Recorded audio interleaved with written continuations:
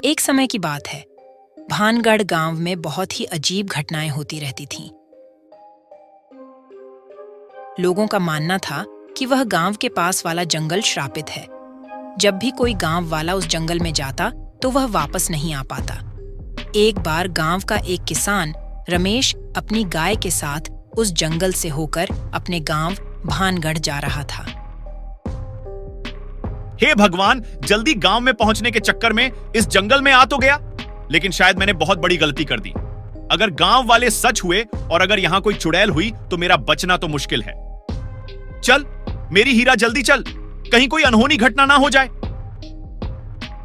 रमेश डरता हुआ अपनी गाय के साथ आगे बढ़ता है। कुछ दूर आगे एक पेड़ के नीचे एक औरत खड़ी होती है। वह देखने में बहुत डरावनी होती है।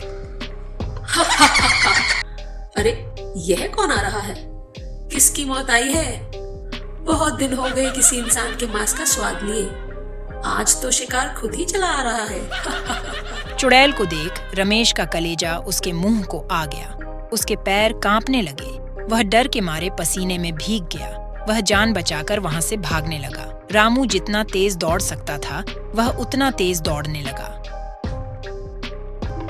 भागो वरना ये चुड़ैल हमको मार ही डालेगी। अगर जान बचानी है तो और तेज भागो। तभी वह चुड़ैल उसके सामने आ जाती है। उसके बाद रमेश और उसकी गाय को वह पिशाचिनी मार देती है और उसको खा जाती है। अगली सुबह यह खबर गांव में आग की तरह फैल जाती है और गांव के लोग यह सुनकर डर जाते हैं। भाई लोगों, आज की घटना के बाद तो इस गांव में रहने से भी डर लग रहा है, पर क्या करें भाई, गांव छोड़कर भी तो नहीं जा सकते।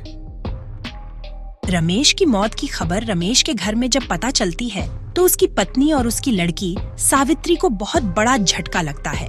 अचानक सावित्री उठकर उस जंगल की तरफ जाने लगती है। वह जानना चाहती थी कि आखिर क्यों उस चुड़ैल ने उसके पिता को मार दिया। आखिर उसके पिता की गलती क्या थी?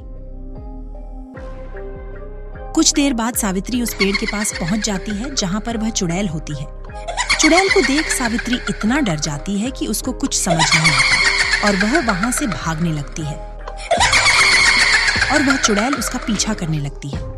भागते भागते सावित्री एक गड्ढे में गिर जाती है। जब चुड़ैल वहां पहुंचती है तो उसको सावित्री कहीं नहीं दिखाई देती।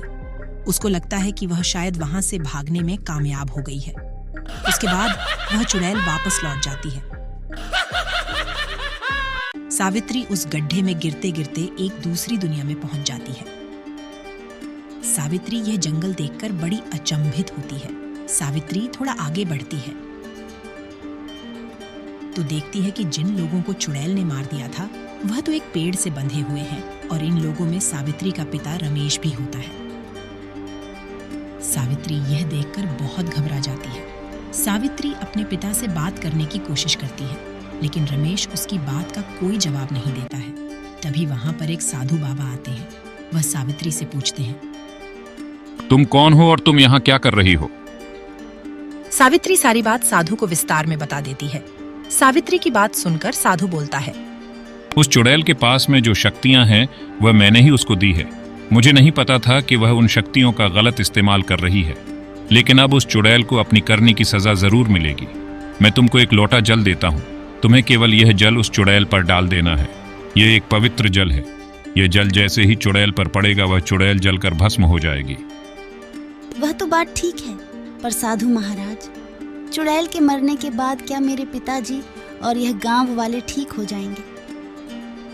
हाँ बेटी, जैसे ही चुड़ैल खत्म होगी ये सब उसके जादू के असर से आजाद हो जाएंगे। उसके बाद वह साधु सावित्री को एक जल से भरा लौटा देता है। वह जल लेकर सावित्री दोबारा से जंगल की तरफ चली जाती है। वह काम बहुत कठिन था, लेकिन सावित्री अपने पिता और अपने गांव वालों की जान बचाने के लिए अपने प्राण भी खतरे में डालने जा रही थी।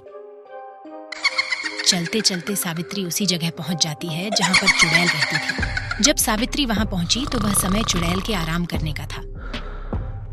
यह देख सावित्री चुपचाप चुड़ैल के पास जाती है और वह जल चुड़ैल पर डाल देती है। जैसे वह जल चुड़ैल पर पड़ता है वैसे ही वह चुड़ैल जलने लगती है और थोड़ी देर में जल के भस्म हो जाती है। उसके बाद उसके पिता रमेश समेत सभी लोग आजाद हो जाते हैं। सावित्री की बहादुरी के कारण ही वह लोग उस चुड़ैल के चंगुल से आजाद हो पाए।